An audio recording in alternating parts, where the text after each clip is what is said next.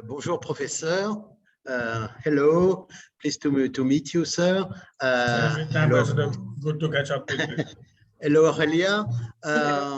Okay, it's always complicated to begin, so I will leave Aurelia to open the discussion.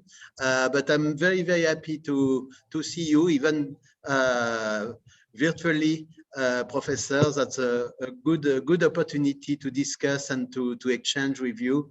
And Aurelia, please, you have the floor and you have the sound and the video.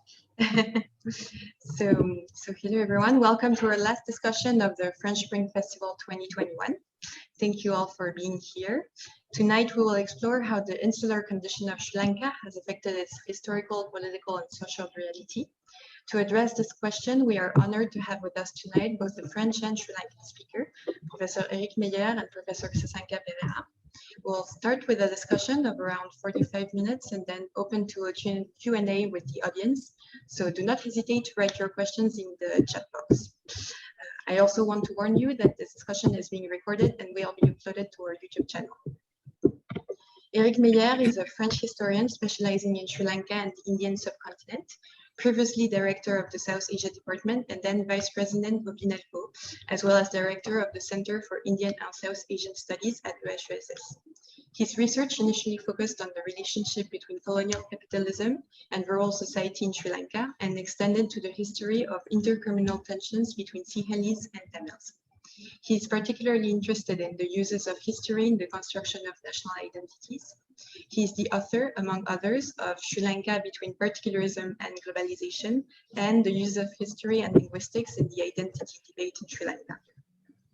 Professor Sasanka Perera is a professor of sociology at South Asian University, New Delhi, previously dean of the Faculty of Social Sciences. He was the editor-in-chief of the journals Society and Culture in South Asia, co-published by SAGE and South Asian University for 9 years. Having been trained as a cultural anthropologist, he also served the Department of Sociology at the University of Colombo for a period of 20 years.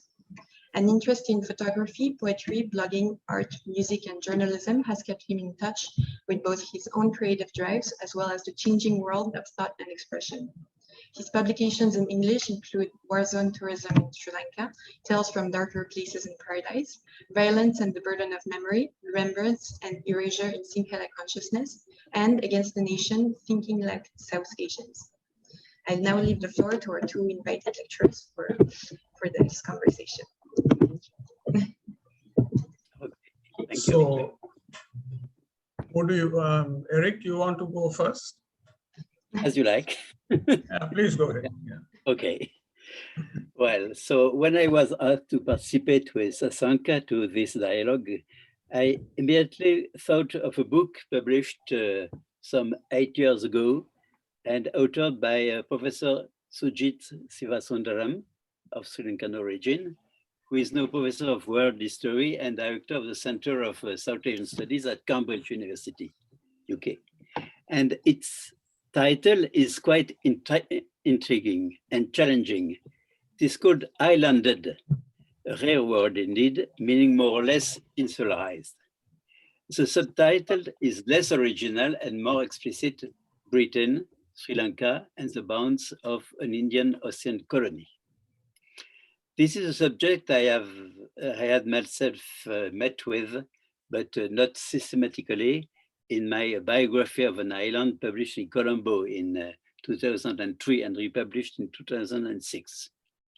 And in this book, I defended the idea that the paradox of an island is to be at once isolated from and yet open to the rest of the world. And of course, in the case of Sri Lanka, the island paradox is made more complex because of the proximity of continental India. It is not as if the island was in the middle of the Pacific Ocean, for example. It is definitely connected with the continent. It is very close to the continent. And Sri Lanka is at the same time integrated in the global world more than other parts of South Asia, as it is at the crossroads of the north-south Indian axis and east-west maritime axis linking Sri Lanka with Middle East Europe and with East Asia. The book by Sujit has pushed the argument much further. And the most interesting for an historian and controversial issue raised by him deals with the role played by the British colonization in what he calls the partitioning of Sri Lanka from India by the beginning of the 19th century. And in his view, the denial of the Indianness of Sri Lanka, its islandization, is a result of British policy. His answer to the question of why Sri Lanka is not a part of India runs counter the received wisdom, which views that the globalization process at work in the European colonial enterprise resulted in connecting regions with the wider world and thus reducing the insular character of Sri Lanka, and especially of its hilly region. One can summarize the arguments which sustain Sujit's thesis and add a few more, because the book deals only with the first part of the British rule. One argument with which everyone must agree is that Sri Lanka was much less isolated from India and from Southeast Asia, and even from the Middle East, than commonly supposed.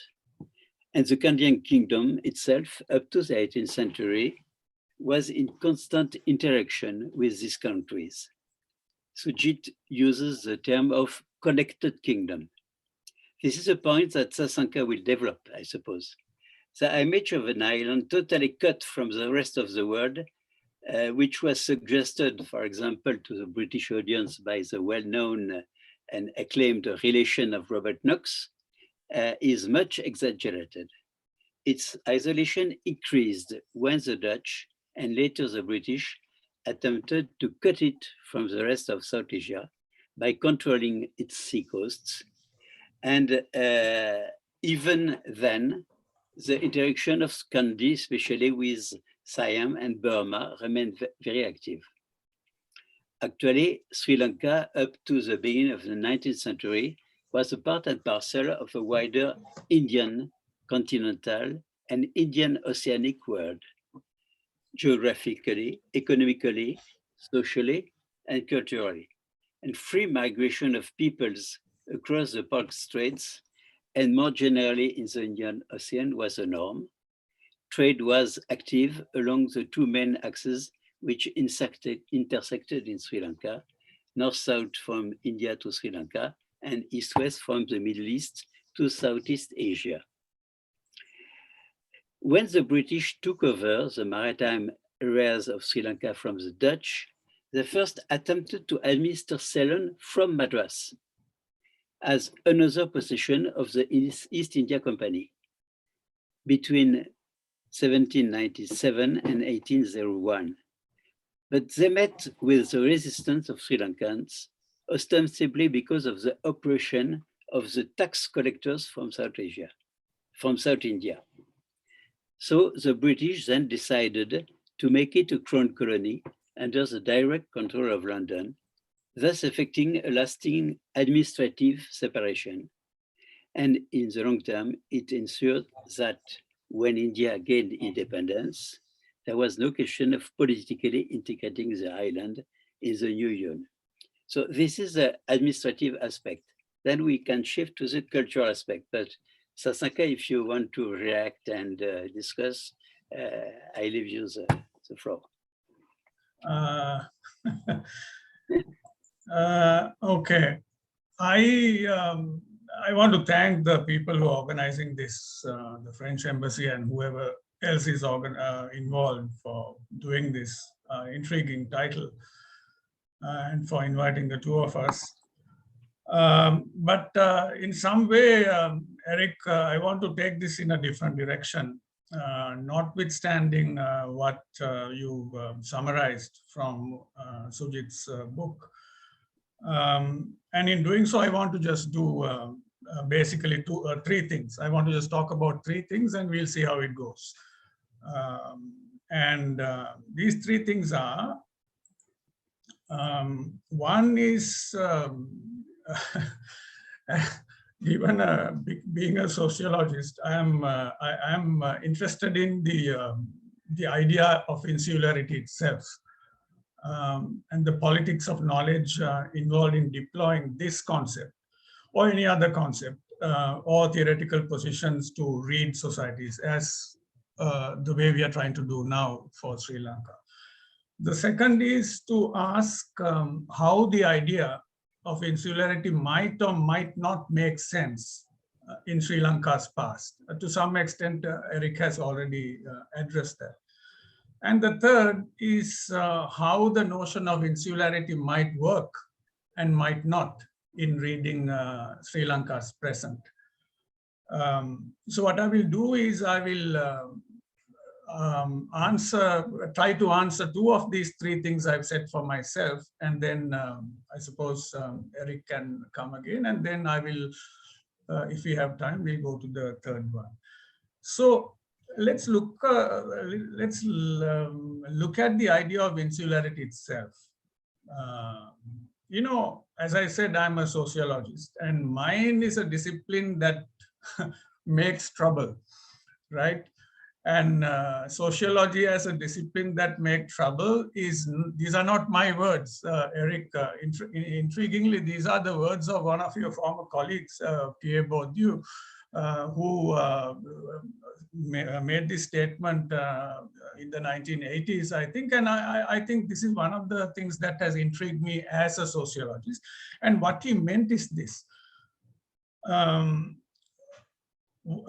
One of the things he means is that we have to continuously be suspicious of politics in which we are located, the ways in which societies are supposed to work, and above all, how our own disciplines read societies, as we are trying to do right now, right? To put it simply, sociologists must be self-reflective and critical in whatever they do. And this is what I would like to do today in addressing this question. And something else that Pierre Bourdieu said initially during a lecture at University of Geneva in 1978 has always made a lot of sense to me, which is now published in a short essay called The Linguistic Marketplace. And this has to do with concepts. And I want to spend some time on this idea because we are trying to enter this whole discussion through a single concept, which is insularity, right?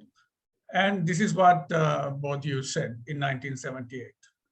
And I want to quote this in English. As ever, I want to warn against the tendency to fetishize concepts, right? One needs to take concepts seriously, keep a check on them, and above all, make them work under supervision, under control, and in research, right? This is how they gradually improve, and not through pure logical control, which fetishizes them. So in other words, we have to take concepts very carefully. Because otherwise, they might outlive their utility, which, the kind of usefulness of a concept that was obvious at the time it was introduced might not be the case some years later. So my point is, I fully agree with this position. And personally, in my own dealings with my discipline, I have always checked and rechecked concepts as well as theoretical positions regarding their adequacy to read and explain evolving conditions or historically contingent conditions in the past. All right. Now, this is because concepts, categories, and theoretical positions emerge out of very specific historical conditions. And that itself means that to believe in their universal applicability as self-evident is a fallacy. So I am a bit suspicious of accepting theory and philosophical positions and so on as they are. I mean, I would like to experiment with them question them and see whether they work in our kind of context or not.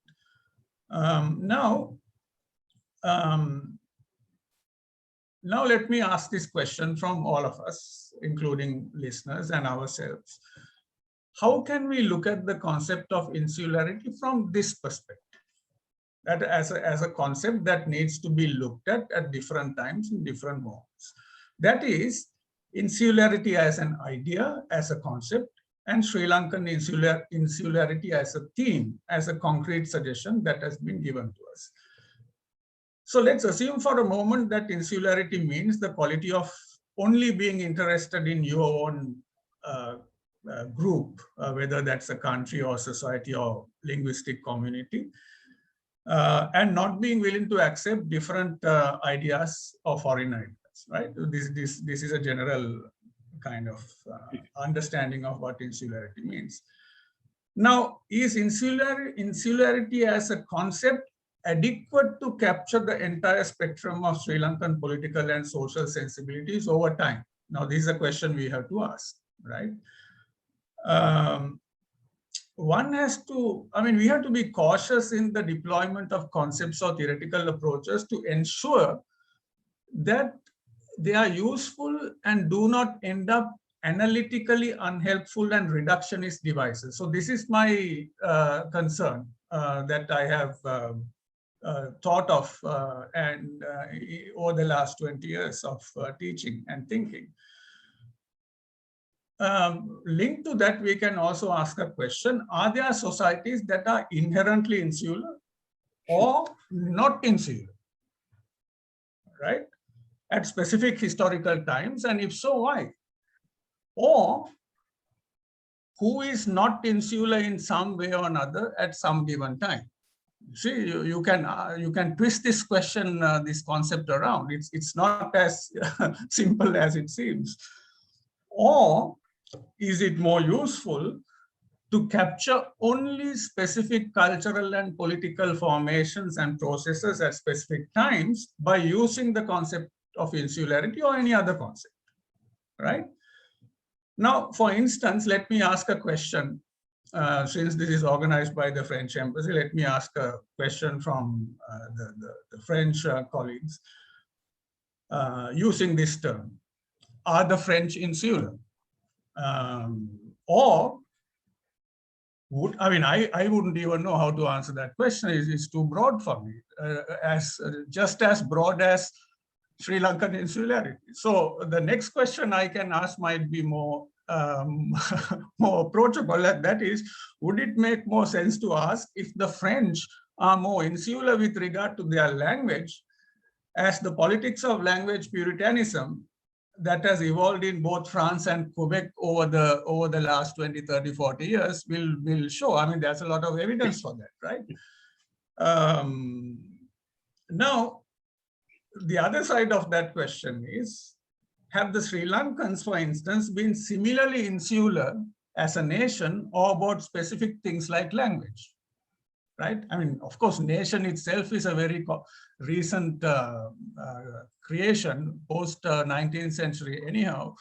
So that itself is a problem. So what I'm trying to say is quite simply that when you are asking the kind of question that this seminar poses, I think it is not helpful to put it as something very broad, something that is over-encompassing, something that seems to suggest a particular condition over a period of time.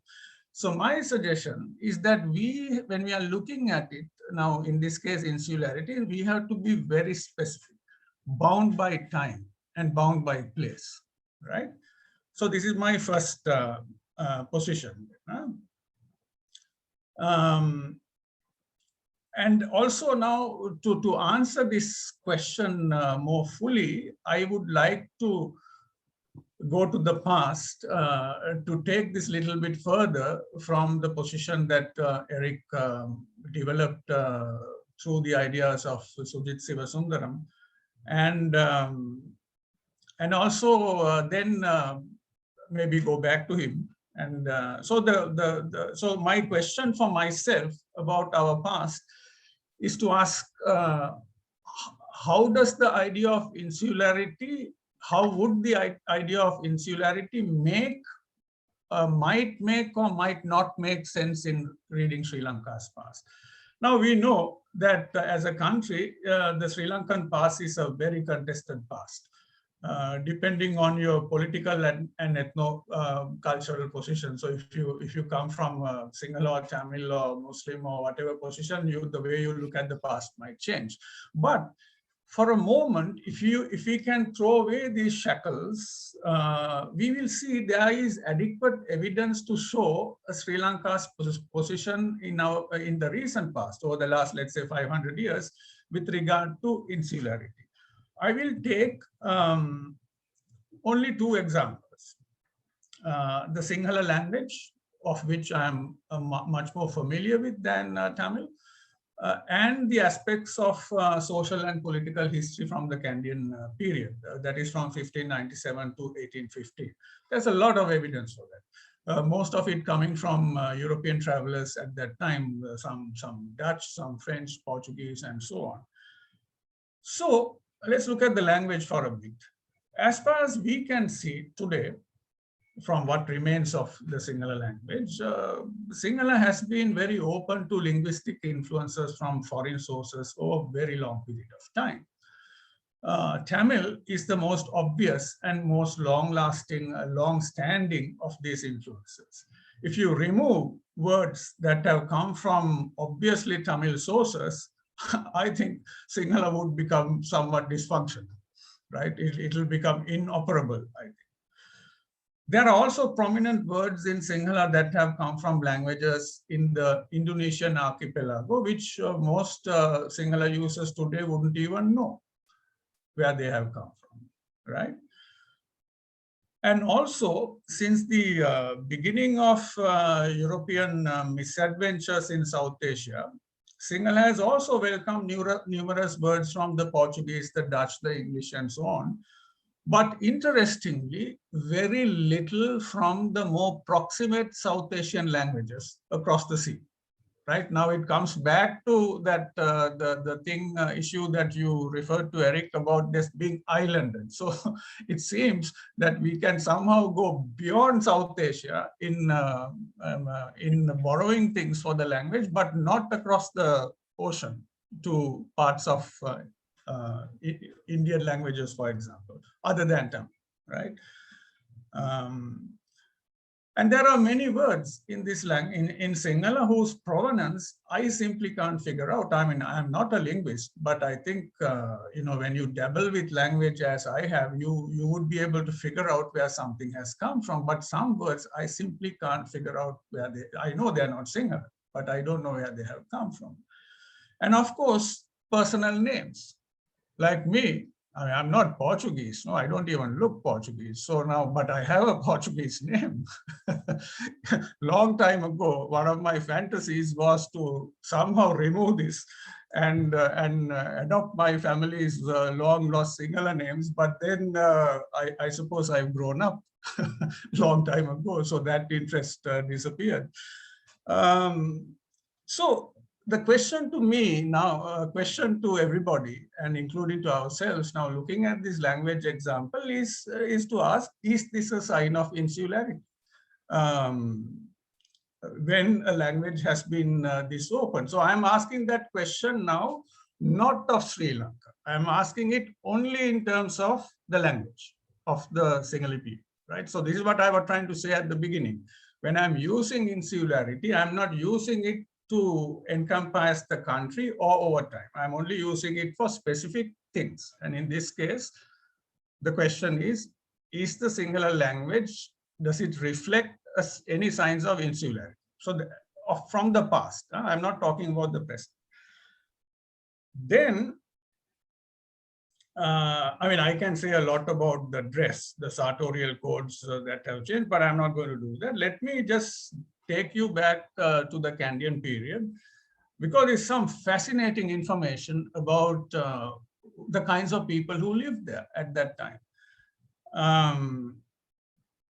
I think if you look at the Kandyan kingdom, it offers intriguing examples of what I would call today as a vibrant kind of cosmopolitanism, even though at that time, neither the word cosmopolitan or insularity existed either in Sri Lanka or anywhere else. So these were lives that people have lived, but not necessarily with a technical term to explain, right? So we are doing that today.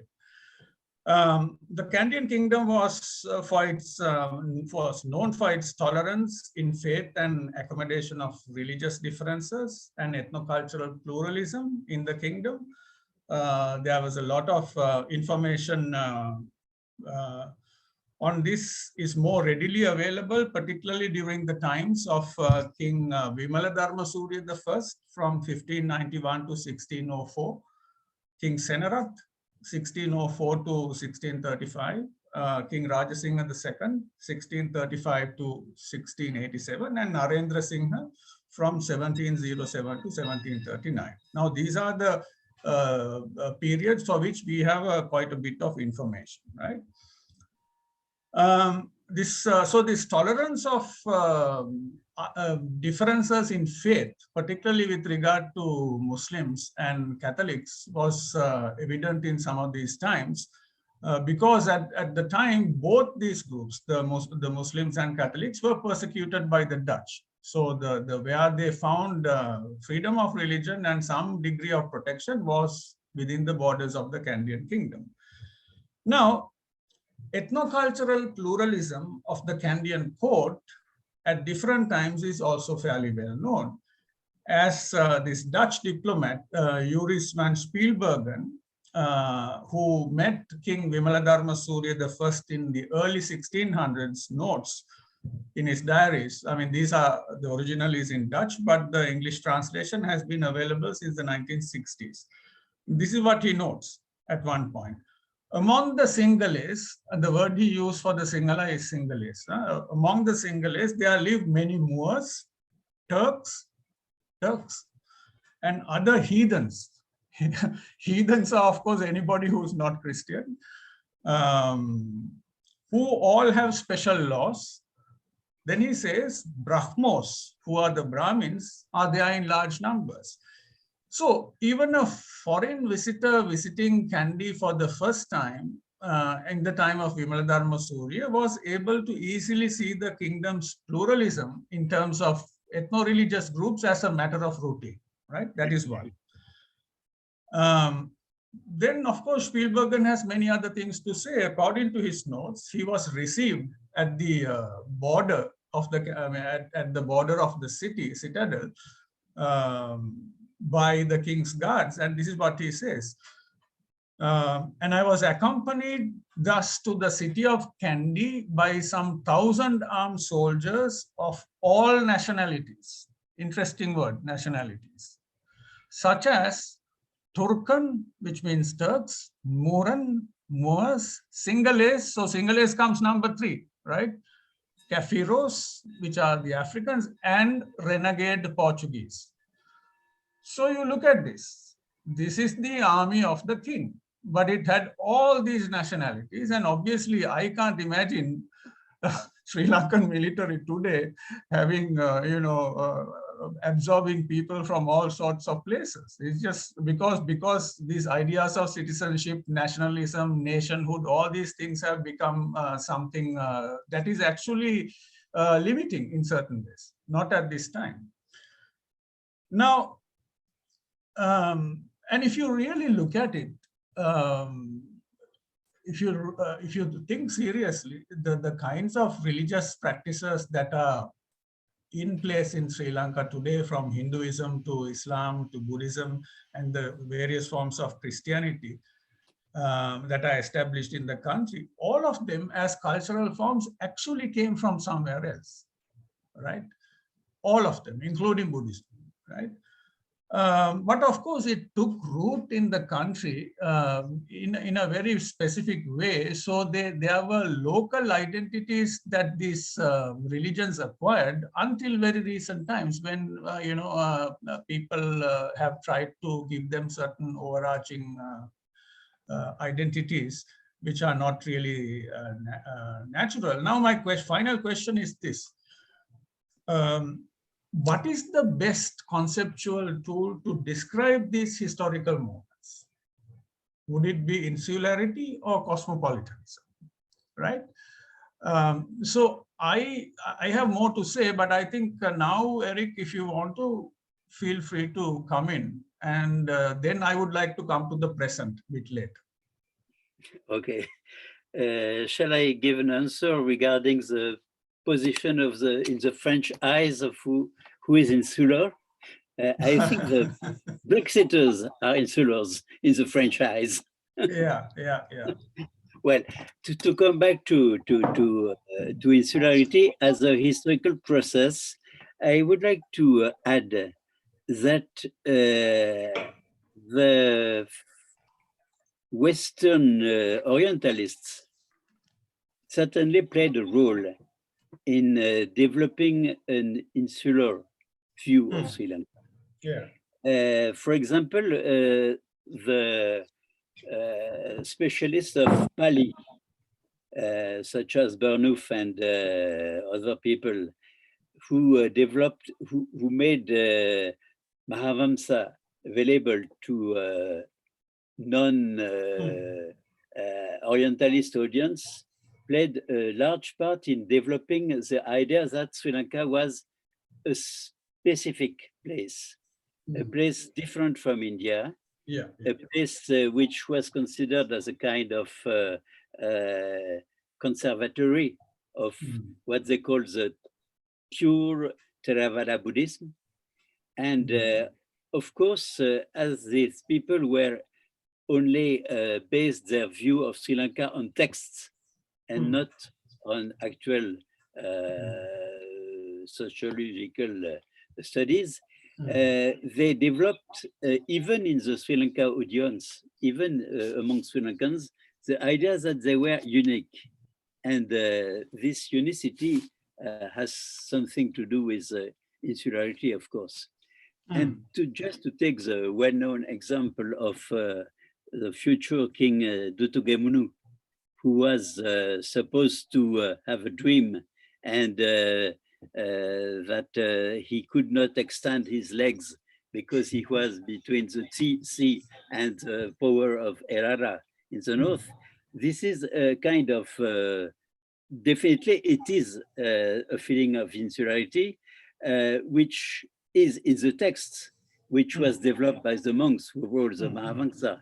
Was it really in the minds of Sri Lankans of that time? I doubt very much. For example, you mentioned the Skandian period. In the frescoes in the Skandian temples, so far as I know, I don't think there is a representation of the island as an island. There are a lot of representations of Jataka stories and things like that, but not the idea that they belong to an island.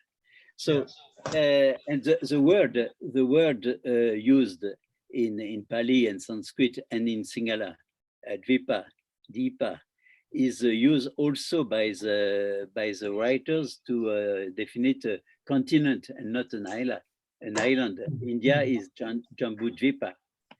So just to come back to this view, which was developed by the Westerners, by the Orientalists coming from Europe, they insisted, obviously, on the specific and insular character of Sri Lanka, and this was taken back by Sri Lankan by Sinhala nationalists such as Kumaratunga, for example, Munirasa Kumaratunga, to develop the idea that language, Elu, had nothing to do with India. So this is definitely an insular approach, which was obviously the result of the contact between the Western view of this faraway island and the text which they had, which they developed. A last point which I would like to develop is totally different. It has something to do with epidemics. if you look at the literature, the colonial British literature of the 19th century, it is very clear that the British were very anxious about the epidemics which would come from India to Sri Lanka, especially smallpox and cholera. And when they established a kind of borderline between the two countries, when they prevented boats from flying from South India to Jaffna and to Mannar, it was in the decisions they took at that time, it was clearly to prevent disease, epidemics, and bad influences, or more generally, coming from India to Sri Lanka. So they developed these colonial people developed the idea that Sri Lanka, they had to protect Sri Lanka from bad Indian influence. It is quite clear. You find that also in the writings of the Christian missionaries of the mid 19th century, who thought that Buddhism was closer to Christianity, that they could interact with Buddhists and possibly transform them into good Christians, whereas it was totally impossible for these missionaries to penetrate Indian society.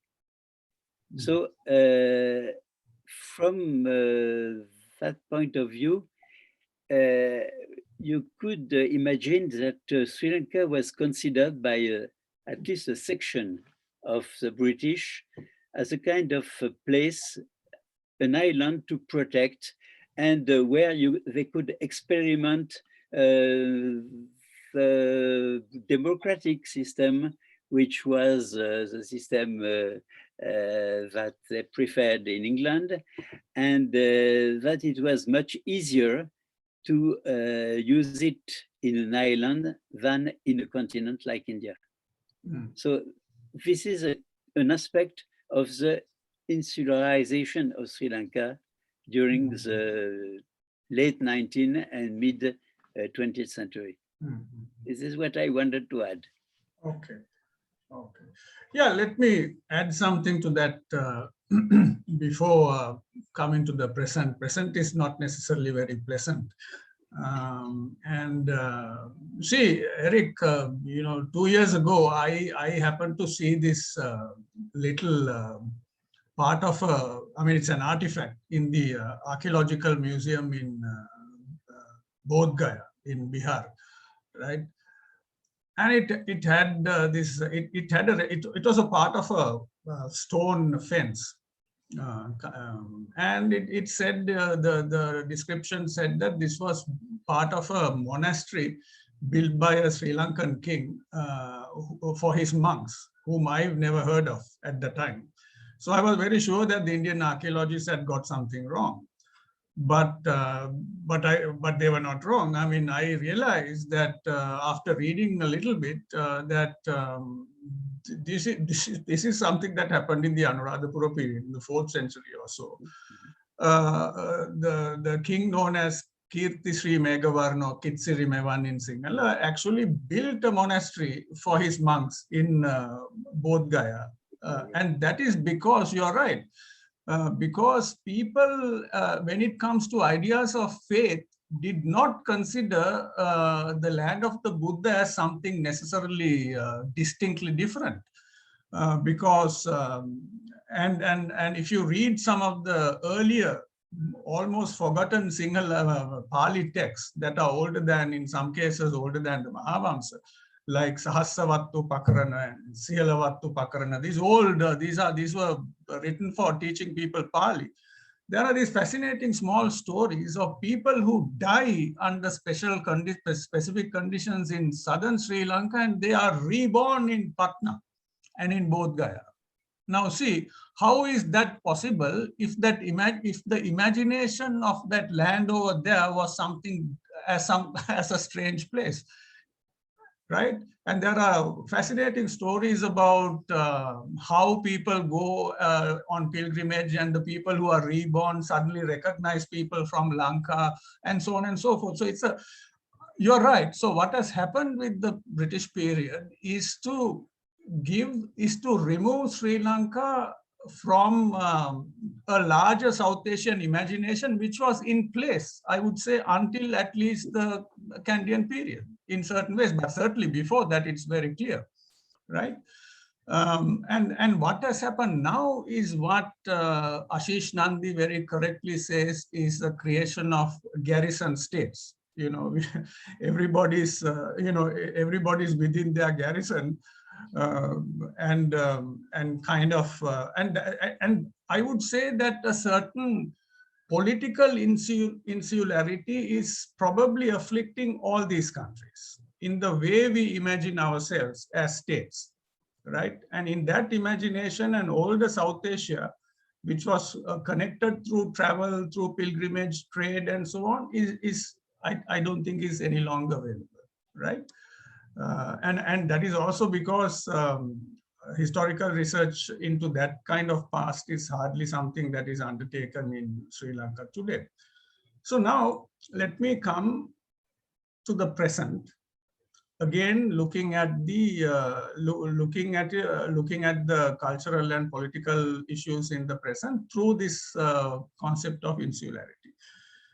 So even if I come to the present, I do not think that the notion of insularity fits well as an all-encompassing analytical category, but I do think, and I would like to make it very clear when in a little while, that some aspects of politics, for some aspects of politics, it fits very well. So again, let me look at language. Now, of course, when I am saying these things, when I'm talking about insularity, I'm talking in very cultural terms, right? I'm not talking in this fetishized theoretical terms, right? Now, today, if I don't know how many people watch Sinhala and Tamil television or watch or listen to radio, but if you listen to the deployment of language in both these mediums, in both languages, it shows a very open attitude towards other linguistic influences, particularly from English, right? This is most evident in private radio and television stations' deployment of the language. But here, there is much more at work than the simple lack of insularity, right? So when somebody uses English words and usages when they are speaking in Sinhala on television, it is not a self-conscious breaking of any kind of insularity borders, right? It is an establishment, or it is an establishment of power in certain ways to show that you have mastered this language, because the kind of, I would say, unhealthy power that English has acquired in our country since independence, which to me, English is simply a language that will, like French or German, through which I can access other knowledges. I wouldn't want to see it as a form of, as a weapon, but it is, right? So when people use English, so often I'm not talking about people who are very fluent, bilingual, who will do something that we call code switching. Yeah, you speak in English, you also speak a little bit in Sinhala and Tamil. This is not what I'm talking about. I'm talking about very self-conscious use of Sinhala or Tamil terminology, English terminology in Sinhala or Tamil conversations on radio and television, which are not necessarily flowing very naturally as such, right? So at least we can accept that today's use of language in these kinds of places are not necessarily, there's no Puritanism for sure. And therefore, I would say there is also probably very little insularity in that sense. I mean, they are not closed. I would say the same about the dress. I mean, I don't think our people are necessarily very fashionable. I'm sorry to say that, but at the same time, people are open to all kinds of sartorial codes. I mean, you go down the street from these Western derived clothing to these Indian, North Indian kind of kurta kind of clothing for both men and women at a time that the Sri Lankan national dress has received some very bad press, isn't it? I mean, the national dress manifests of men, of men. And that is because of the kind of publicity, the negative publicity the male national dress has received at the hands of politicians. So this is not something that people claim as their own, right? This is something that you wear if you have to wear it in a wedding or a public function or in parliament, right? So I think what I'm trying to say is that when you're looking at the dress sense also today, I don't really see a kind of insularity in cultural terms, right? If you look at but let me go to, I would have liked to talk about music and food, but it's taking too much time. But let me give you two examples where insularity of a very particular kind does exist in today's context in Sri Lanka. One is academia itself and universities, the way it works. And this is because of, I think, three interrelated reasons. One, most people in our academic system are functionally monolingual, right? That is, people work in one language, functionally in one language. That could be Sinhala, that could be Tamil.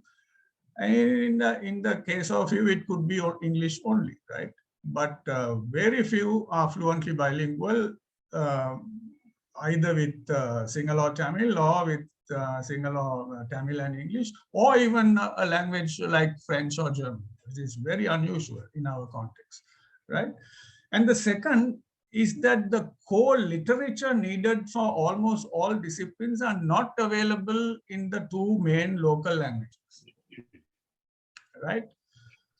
For example, even though French language teaching has been going on in Sri Lanka for quite a long time. I mean, I can't really remember how long, but I mean, even when I was very small, I could remember these language classes run through the auspices of the embassy in different parts of the country. But if I ask the question, through those programs, how many French scholars' works have you tried to translate into Sinhala or Tamil? I think the answer must be zero. I don't know. You correct me, Aurelia, if you know, but I think it's probably close to zero. If it's not zero, it must be 1 or 2. I haven't certainly read anything in Sinhala of, let's say, Michel Foucault or Jacques Derrida or any of these kinds of guys. Now, so what I'm trying to say is that you have there is this very serious dearth of literature in the two main languages. And the third is that the value for path-breaking research in our system has dwindled. Now, what does these three things mean together? This means that people in academia are likely to depend on sources that are linguistically accessible to them, irrespective of their quality, or even if the knowledge might be outdated. So this is a very different kind of insularity, right, from what we generally talk about, because people are looking inwards to material written in their own language, not necessarily as a matter of choice, but because there is no choice, right? Because because this is the kind of language training and limitation they have inherited from our language policies, right? Because this is the nature of education that they have inherited. So, so now this is, to me, universities and academic systems are very insular systems in that sense. They do not, I'm talking about social sciences and humanities when I say this. because the language is a barrier that makes that insularity possible. You can't really look outside of your group, your language group, maybe your country, but not beyond that. It's very difficult. This I'm talking from experience that I was part of at least until 10 years ago. National politics. I say this and then I will end my thing, Eric. Now national politics is mind-boggling in Sri Lanka right now. I'm very happy that I can look at this from a distance rather than from within. And I think Sri Lanka's politics at present and overseas relations in general are the most insular in decades, very clear. And I wouldn't have said this if I was looking at the foreign policy of someone like Sirima Bandaranaike all those years ago. There were political positions, but insularity was certainly not one of them at that time, 70s. So this is, today, however, this insularity comes up as if our leaders have no thoughts of a world outside Sri Lanka except for China, right?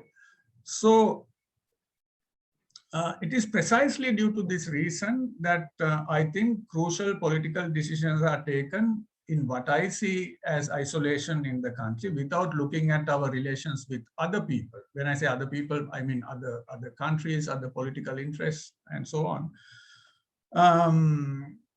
And that is also why Sri Lanka's foreign policy and external relations are in very serious difficulties today, right?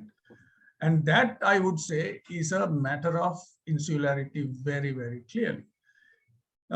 It also comes from the fact, this state of affairs, that competent experts from the central bank to the foreign ministry, just to refer to two fairly important institutions, competent people in these kinds of places have been so utterly marginalized in preference to what I consider clueless operatives, right? They have brought into their practice a fairly virulent and unpractical insularity based on a very crude form of nationalism, and also because it suits domestic politics. But the problem is it might suit domestic politics for a short time for a specific group, but it certainly does not help the country's dealings with the rest of the world. So I would say our relations at present in that sense and the way political decisions are made are very clearly something that I would be able to describe with the word insularity. There are some things about cultural politics that I could have said, but I think we will only do that if there are people who want to talk about it. But let me say one thing, Eric, and to all these people who are listening, and that is that I think insularity is a useful concept, but I think it has to be deployed fairly carefully. So my suggestion is that if it's going to be useful analytically in reading a particular situation, then it has to be used in relation to a particular time and in relation to a particular category of activities. So, for example, if you are looking at the present, you look at the deployment of Sinhalese and Tamil language on public television and radio. Insularity is not a concept you can that will explain that well. But if you are looking at cultural politics of a particular kind, or national politics, or academia, as I was trying to explain, then insularity is a concept that you can that can explain the situation, right? So this is what I am suggesting, that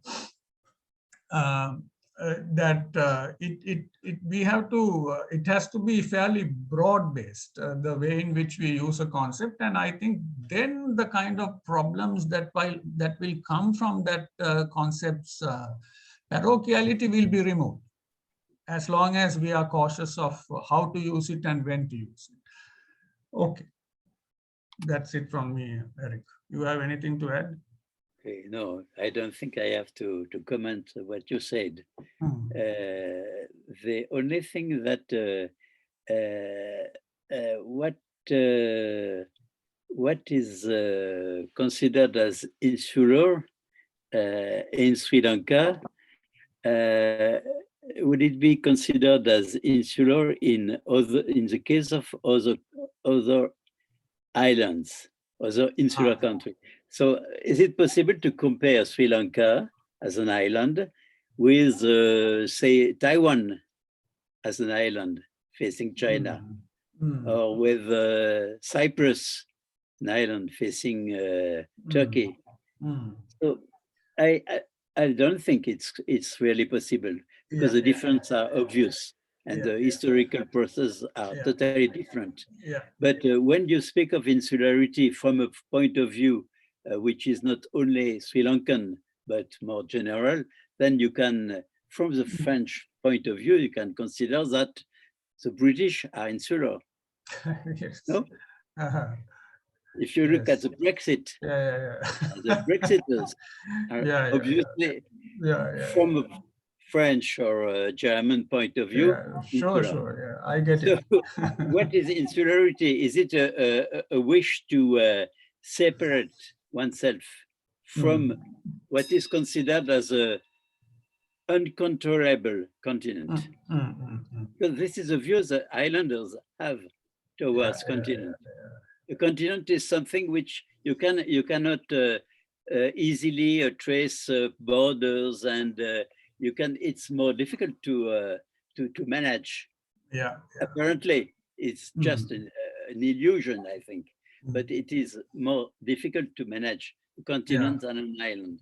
So this is a question we could ask from the point of view of Sri Lanka as well. See, I think from that example of England, I would say that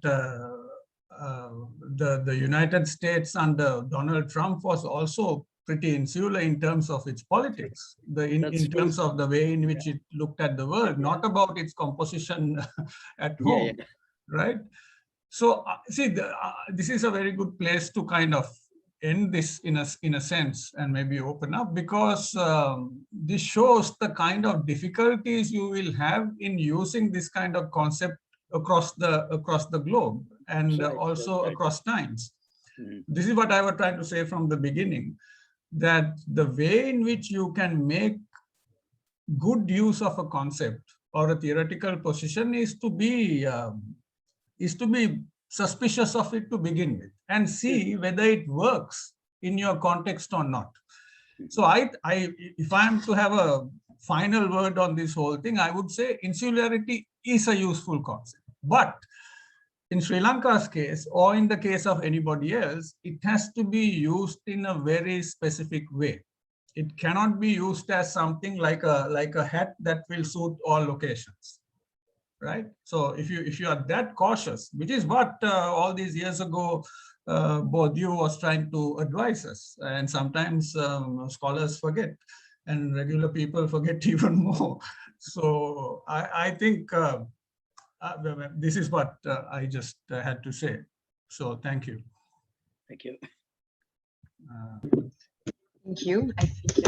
I think we could listen to it for hours, but we're going to open up to questions of the audience if anyone wants to comment. If I may say something, first of all, I would like to thank Aurelia, because she's at the origin of this idea to have insularity as the theme on our French Spring Festival. So thank you very much, Aurelia. We can see that was a very operative concept, I would say. So I mean, the discussion was extremely interesting, and then thank you for giving us some thoughts to think. I must say,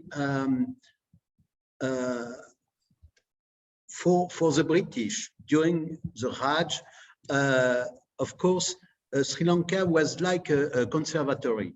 You know, the British were very afraid of the number in India, and of course, Sri Lanka or Ceylon was not in the same position, so they were more at ease, I think, in Sri Lanka, and it was easier also for them to handle it from London, from the colonial office, than from the Viceroy in Calcutta than to Delhi. And so, well, that's maybe a part of the insularity. This insularity, we had a very interesting beginning of discussion with Sasanka Perera and Olivier Weber not a week ago about also the idea of a continental insularity. You know, because it's a very interesting and operative concept. We can think about Himalaya, we can think about Afghanistan, for example, other part in the world. And you were mentioning, by the way, the US under Trump as some kind of an island, a continental island. So I think that the concept is extremely interesting.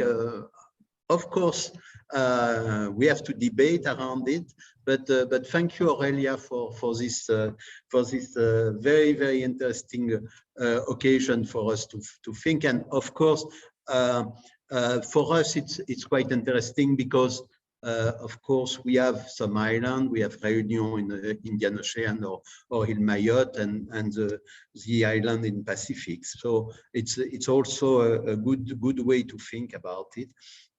And what I would say to finish, that's of course there is always in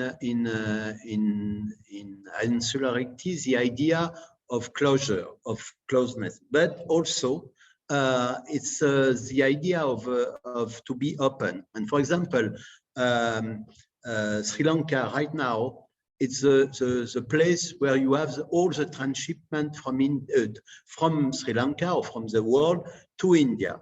A large part, Colombo port. We discuss a lot about Colombo port, and Colombo port is the first port, container port in the South Asia.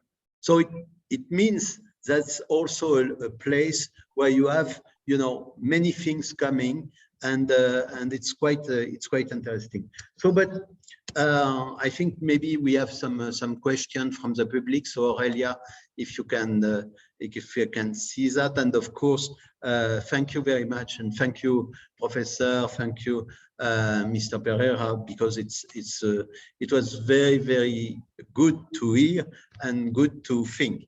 Thank you. Yes, well, a question, first of all, I had, it's on the question of academic insularity that Professor Perera, you were mentioning. So do you think that a key to it would be translation? Is this the solution to kind of remove this insularity, or is it needed to go towards a common language that could be English, or it could be another language that would serve as an intermediate? What should be like the roadmap towards a breaking of this insularity in your opinion? That's a very important question, particularly because it's re-emerged in Sri Lanka again. You know, that see,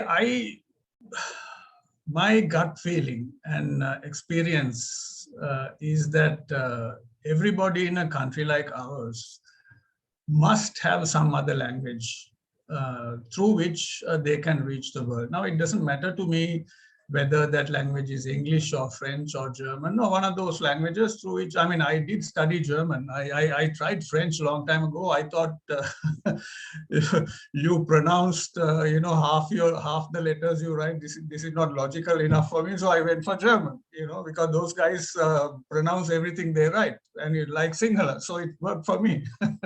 So I forgotten how to speak it, but I can still read. So what I'm trying to say is that see, there was a lot of things that I could, anybody who's interested in my kind of discipline would be able to read from one of these languages. Maybe even Chinese. I don't know whether they have a command of the knowledge that I would be interested in my kind of discipline. But certainly, I know for a fact that English, French, and German, and to some extent even Russian, but those three languages will open a lot of windows, right? Now, ideal would be translation, right? Which is what the Japanese have done. And I was surprised some years ago in Tokyo, University of Tokyo, and this other university called Hitotsubashi University in Tokyo. I was just going through I was just curious to see what kind of things they have in the library in Japanese. I was surprised that not only Indian material, which I would have expected anyway, but even Sri Lankan material, which is translated into Japanese. So now they had a plan from the beginning to do this. Sri Lankans also had that plan in the 1950s when the language policy was implemented to teach in Sinhala and Tamil as opposed to English. Glossaries were made, pretty good glossaries in both languages. Some basic sociological texts of people who were important at that time, like Tom Bottomo, for the British sociologist, is impossible to read, but they translated it, right? So the right decisions were taken, but it was never continued.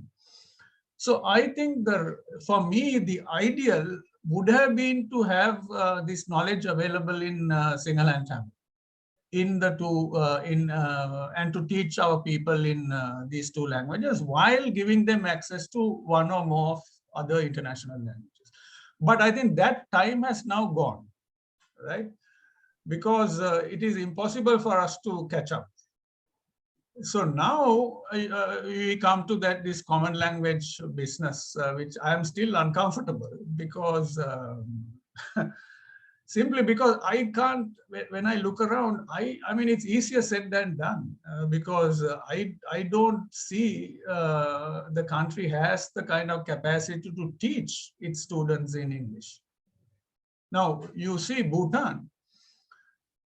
Why is it that the Bhutanese students who come to my classes in New Delhi, I can talk to them and in English without any problem and explain most things in English. And I was very curious. I didn't know much about that country. So I asked them, how on earth is this? Because I can't do this to my own students who come from Sri Lanka, whether it's Tamil speaking or Sinhala speaking. They told me that their language, that their education is in English since the 1950s in schools, while their respective national languages are also taught. So that was a decision that was taken in the 1950s or 60s, right? So now whether Sri Lanka can take that decision now, I don't really know. I mean, I don't have a concrete answer, but I am doing a lot of translations these days from English to Sinhala of a lot of things that interest me, because I still think that's a way to go. And I'm trying to do certain things to Tamil, but because I don't have the skills, somebody has to wait until I put it to Sinhala and then take it to Tamil.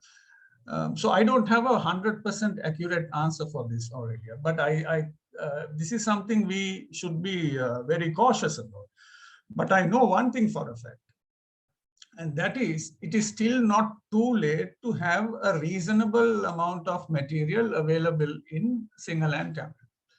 Now, if you want to contribute to this as a embassy or cultural organization, translate your own material into Sinhala and Tamil. Forget about the rest of the world. That's why I said I have very serious reservations with Michel Foucault and Derrida and so on and so forth. But I also admire some of their work. And I would love if my students can read their ideas in Sinhala and make up their mind whether those ideas are useful or not. Right? Okay.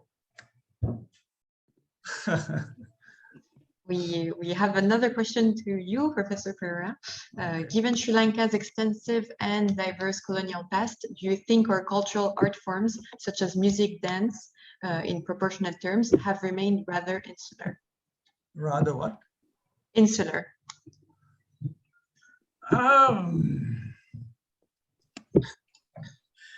I mean, this is going to take a long time to answer. I'm sorry, Eric, I might be eating into your time, you know. So it's like this. It's if you look at music, right? I think it's as non-insular as it is possible if you look at Sri Lankan music at the present, because you take Sinhala music, you know, the country's musical tradition was mostly based on a temple music, right? And that is very limited. So you can't have a, you know, we had no, at least there is no historical evidence available today of a broader music tradition in Sri Lanka. So the tradition that is available, that is close to something local, was something that you can borrow from across the ocean. So it is not surprising that Sinhala music today has borrowed quite a bit from the North Indian classical traditions, and also from Calcutta, since what is known as Rabindra Sangeet that came out of Shantiniketan. So that those influences are very clear.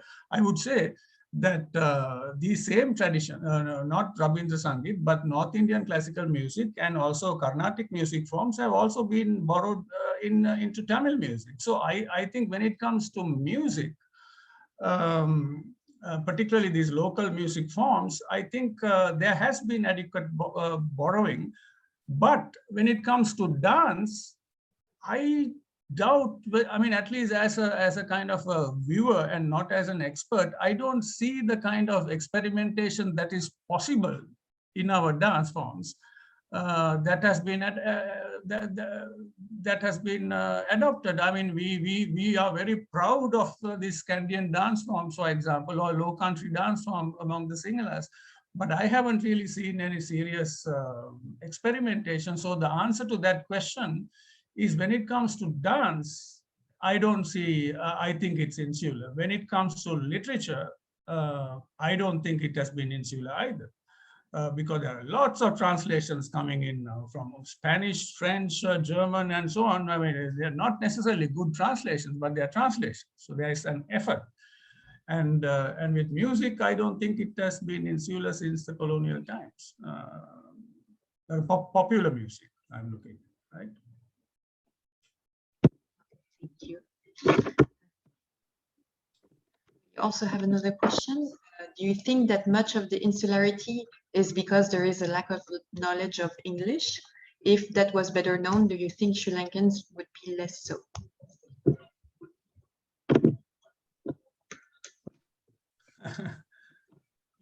Eric, you want to go, or you want me to? No. See, if that question is about universities, then I would say yes, in the sense that if you had, but I have no particular fascination with English. I mean, it's just an accident that the French tried to colonize us. It didn't work. They were in Trincomalee for 3 months. It just didn't work. But if they did colonize us, we will be having this conversation in French, and we would be, our politicians would be trying to teach our school children from grade 1 to 12 in French, right? So I have no fascination with English. But the bottom line is, we have to have a language that can give access to our people to wider knowledge. And it doesn't matter to me, as I was saying before, which language it is, right? But of course, we have slightly more infrastructure to teach English to a larger number of people, again, because of historical conditions. But it'll be very nice if some of these kids learn French instead of English or German. And I think their access to the world will be more or less the same. Now, insularity in the academic field will probably improve quite a bit if this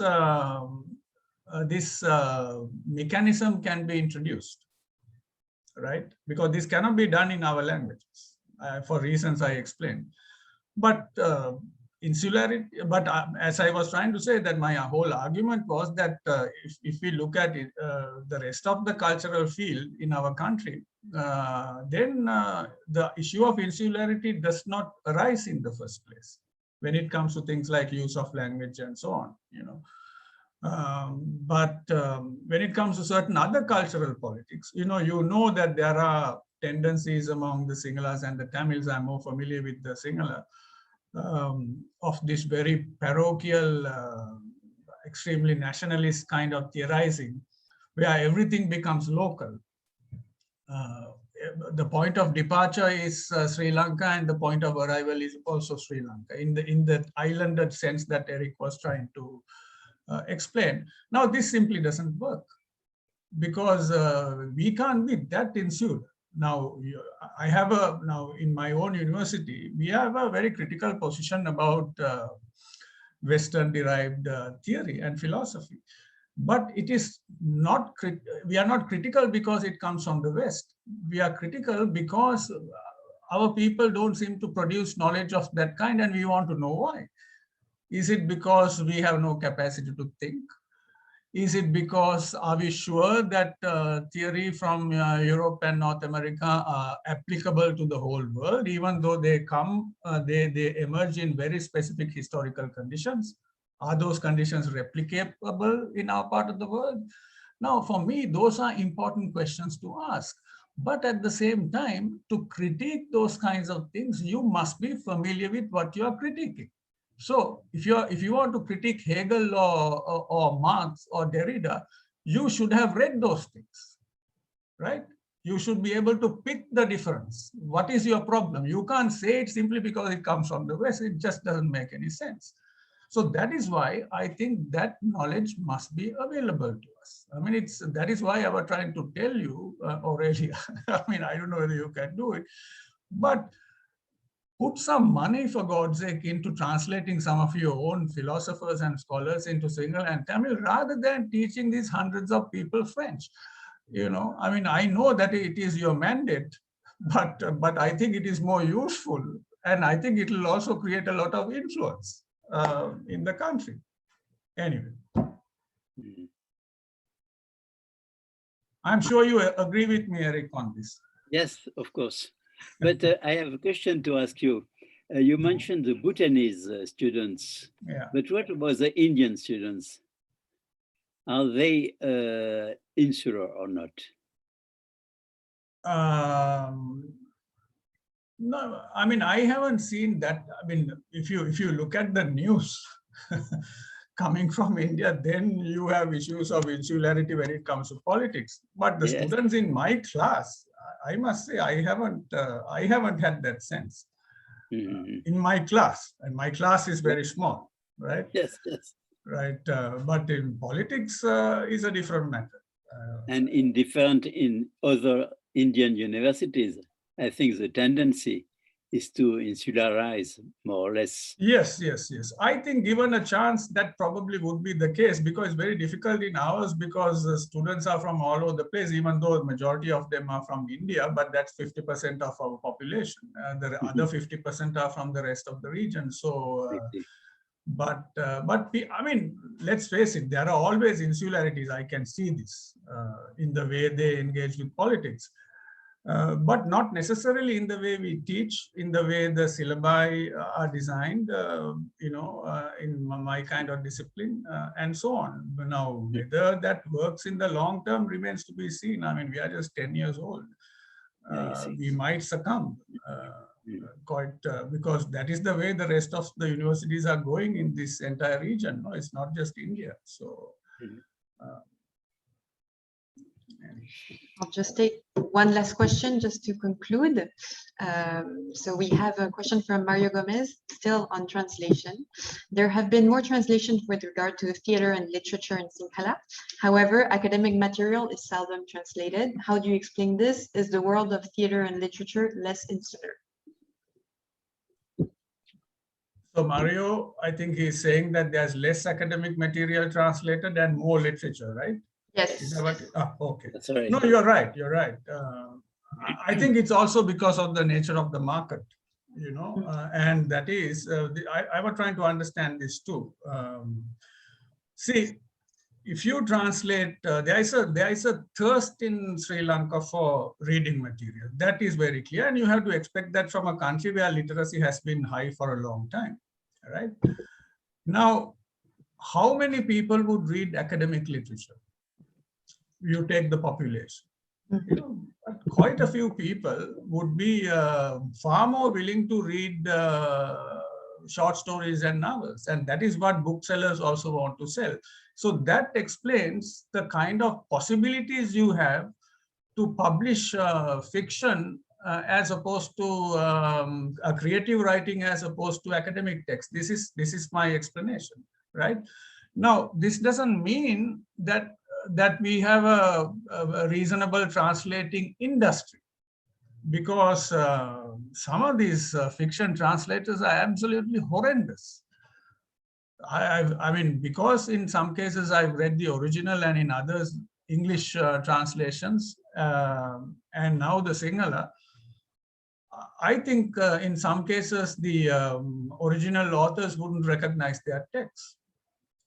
My hunch is, I mean, this is what Google has done, I think, because I tested something, right? I put little components into Google English Sinhala. I mean, sometimes it works, oftentimes it does not. They come up with utterly ridiculous translations, right? And I see the same tendencies in some of these books. So I think people probably sit together and churn out these things to some extent. I mean, I don't want to generalize this, but when I see extremely problematic usages in the Sinhala, then I know something has gone wrong, right? So I don't think the translation industry is sophisticated yet, but it is more, there is a massive explosion of translations in creative literature because there is a more of a demand. Now, if you translate academic material, it has to be as a service, more or less. Service towards knowledge production in universities, not necessarily as something that will make profits. So this is something that even ICES can think about.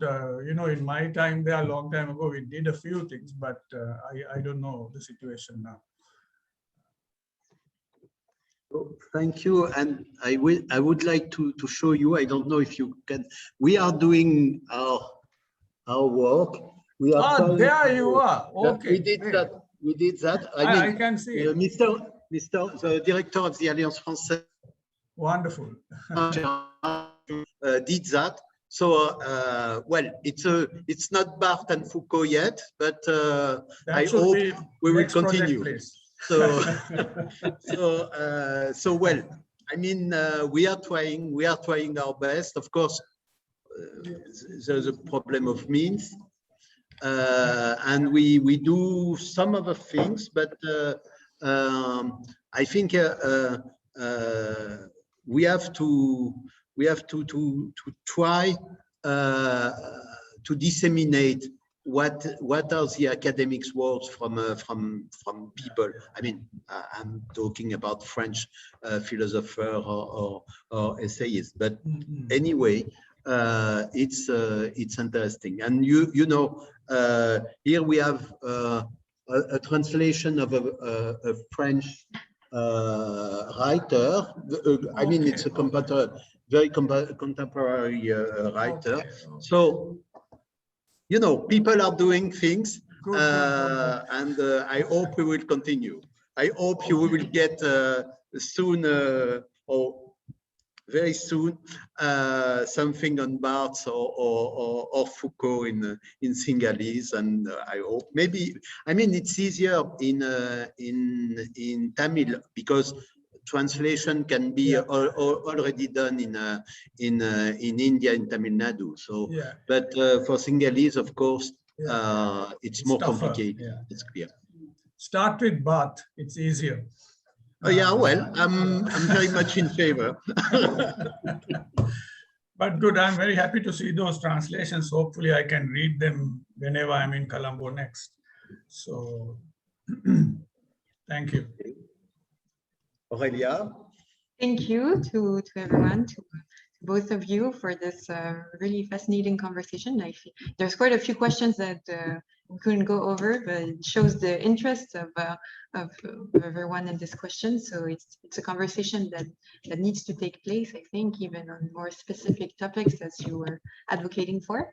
And we hope to continue it. And thank you for your time. Thank you very much. Yeah. Thank you for inviting us. Thank you. Thank you. Merci, professeur. Merci beaucoup. Thank you. Bye. Have a good evening. Bye. Goodbye.